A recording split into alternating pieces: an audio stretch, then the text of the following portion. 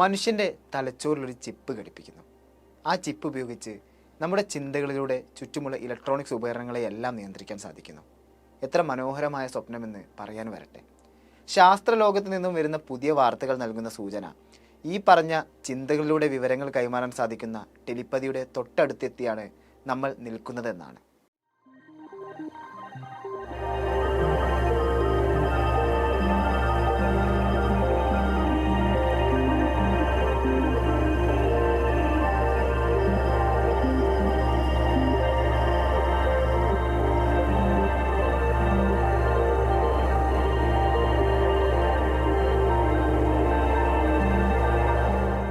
ശതകോടീശ്വരനും എഞ്ചിനീയറും ഒക്കെയായ Elon മസ്കിനെ അറിയാത്തവരായി അധികം പേരുണ്ടാകില്ല. തൻ്റെ ഭ്രാന്തൻ സ്വപ്നങ്ങൾ യാഥാർത്ഥ്യമാക്കാൻ ശ്രമിക്കുന്നവൻ എന്നൊരു വിശേഷണം കൂടിയുണ്ട് എലോൺ മസ്കിന്.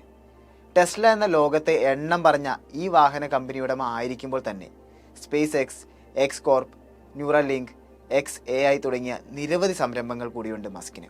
നാളത്തെ ലോകം ഉറ്റുനോക്കുന്നവയാണ് ഇന്നത്തെ മസ്കിൻ്റെ ചിന്താവിഷയങ്ങളെന്ന് വേണമെങ്കിൽ പറയാം.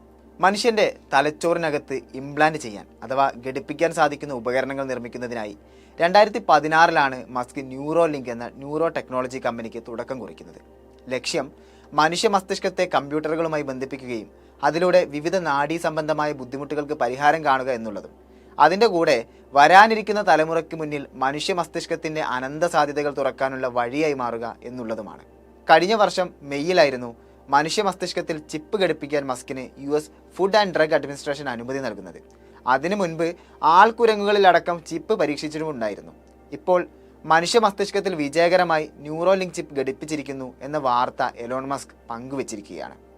ട്വിറ്ററിൽ പങ്കുവച്ച പോസ്റ്റിൽ ചിപ്പ് സ്വീകരിച്ച ആൾ സുഖപ്പെട്ടു വരുന്നു എന്നുകൂടി പറയുന്നുണ്ട്.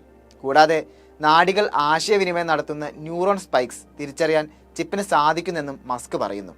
ആരാണ് ചിപ്പ് സ്വീകരിച്ചതെന്നോ അയാളുടെ ഏത് ശാരീരിക പരിമിതിക്ക് പരിഹാരം എന്ന നിലയിലാണ് ചിപ്പ് ഘടിപ്പിച്ചതെന്നോ ഉള്ള വിവരങ്ങളൊന്നും പുറത്തു വന്നിട്ടില്ല. മുടിനാരിഴയേക്കാൾ നേർത്ത 64 നൂലിഴകൾ റോബോട്ടിക് സർജറിയിലൂടെയാണ് മസ്തിഷ്കത്തിലെ ചിന്തകളെയും ചലനങ്ങളെയും ഒക്കെ നിയന്ത്രിക്കുന്ന ഭാഗത്ത് ഘടിപ്പിക്കുന്നത്. ഈ നൂലിഴകളുമായി ബന്ധിപ്പിച്ചിട്ടുള്ള ഇംപ്ലാന്റ് മസ്തിഷ്ക തരംഗങ്ങളെ തിരിച്ചറിയുകയും അവ വയർലെസ് ആയി ഈ തരംഗങ്ങളെ പരിഭാഷപ്പെടുത്താൻ സാധിക്കുന്ന ആപ്പിലേക്ക് അയക്കുകയും ചെയ്യുന്ന രീതിയിലാണ് ചിപ്പുകളുടെ പ്രവർത്തനം എന്നാണ് ന്യൂറോലിങ്ക് പറയുന്നത്.